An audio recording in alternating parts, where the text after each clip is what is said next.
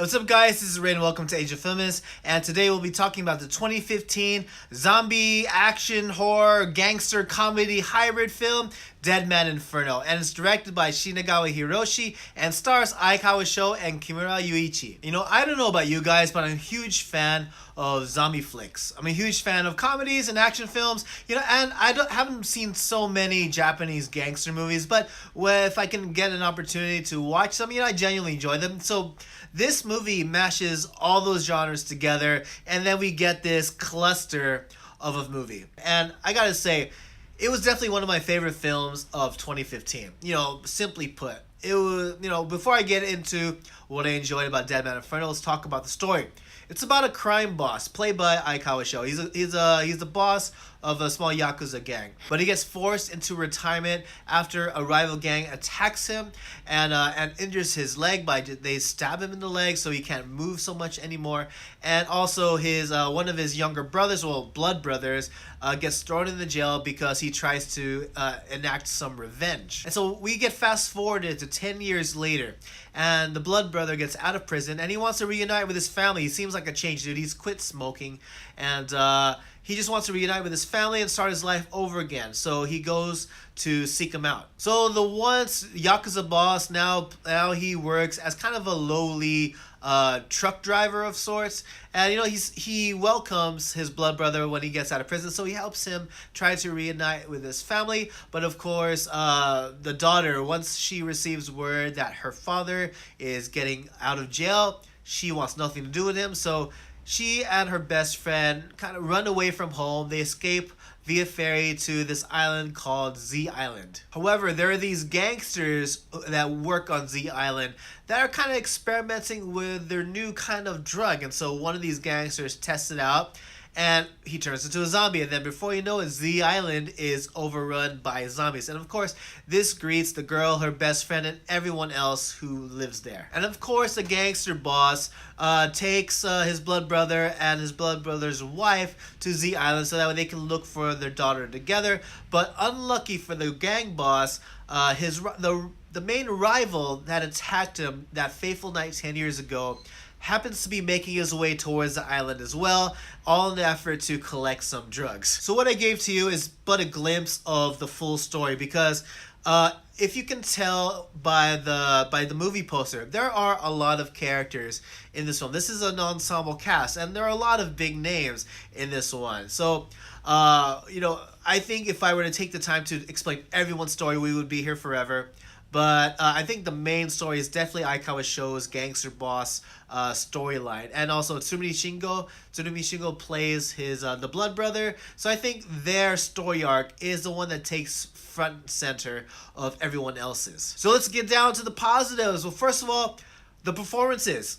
I think everyone who performed in this movie was fantastic. I think it has a lot to do with the script writing. I enjoy the dialogue immensely, and mainly because the kind of dialogue that's implemented in the story is a lot of fast-paced, almost banter-like chatter. I think if you've ever seen other movies like 1/3, which was also directed by Shinagawa, and even what are some Hollywood movies that do it, like Lucky Number 11, where they just keep talking and the dialogue is funny, it's witty, and it's clever. Well, out of all the performers, I gotta say my absolute favorite one has got to be Kubozuka Yosuke, who plays kind of this cop who doesn't want to do anything with what's happening on the island. And there's also Mizuno Erina, who plays a high school girl. She plays the best friend of the girl who runs away from home. And if you didn't know, but Mizuno Erina, she's a legit dancer. I follow her on Instagram, and I know she was a member of E-Girls way back when, years ago. And she's a legit performer in dancing. She's great, and she implements a lot of martial arts or a performance that looks like martial arts in her role, and she's fantastic, and she's hot. And I say Kubozuka was my favorite performer, but the more I think about it, I don't know, I kind of like Kazama Shunsuke, who plays the very perverted doctor. I don't know, he's just funny. I think he was the most entertaining one. He's always trying to get laid with the nurse, with just any girl he meets, and he doesn't really care about his job as a doctor, and it sounds kind of bad.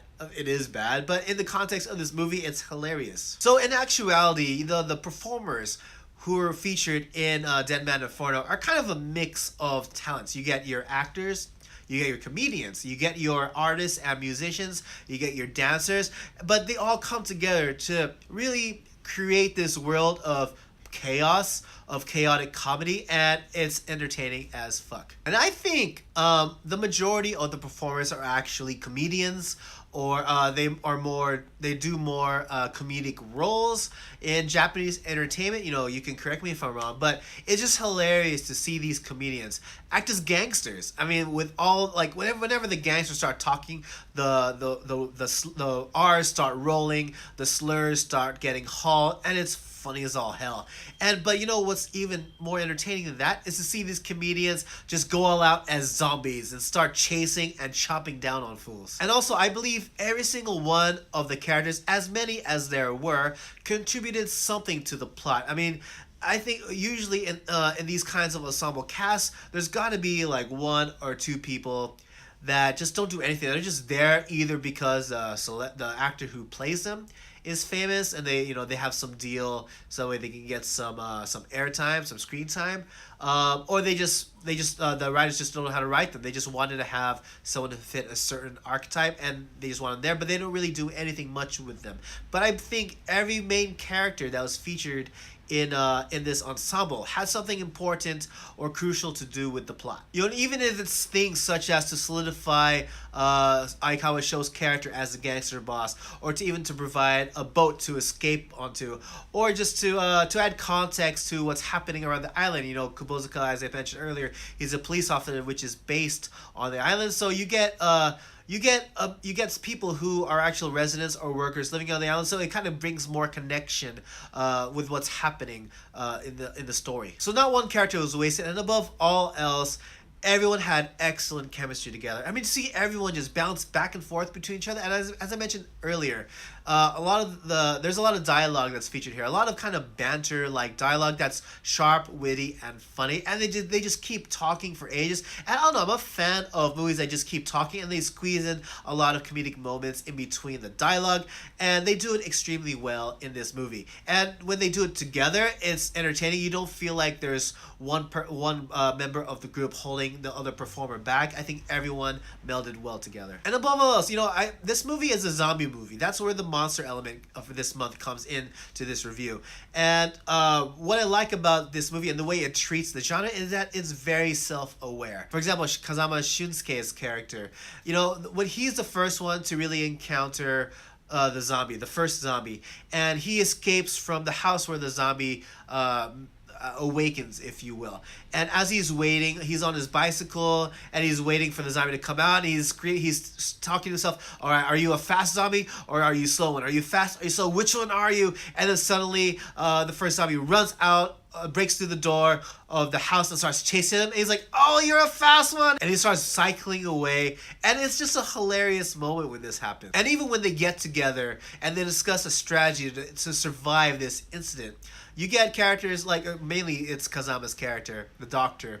And he says, you know, I've seen a lot of zombie movies. This is what we got to do. You got to take this. You got to shoot him in the head. That's the only way you'll kill him. And, you know, sometimes they're fast and they're slow zombies, but, you know, these are the fast ones. So that's why you got to be fast on your feet, you know. So as I mentioned earlier, not only is this a gangster movie, not only is this a zombie movie and a comedy, this is also a legit action movie. There are plenty of action sequences, like genuine action sequences featuring the two high school girls in this. And they do martial arts. They're part of a martial arts club in school. And, you know, it's pretty convenient for the story, actually. But they find this group of dudes who, you know, they see it, they're like, ooh, you guys are hot. You guys want to have some fun? And, you know, these girls, you know, they're kind of delinquents. They're just looking for fights. So they instigate these guys to come at them. And then what they do, they just kick their ass.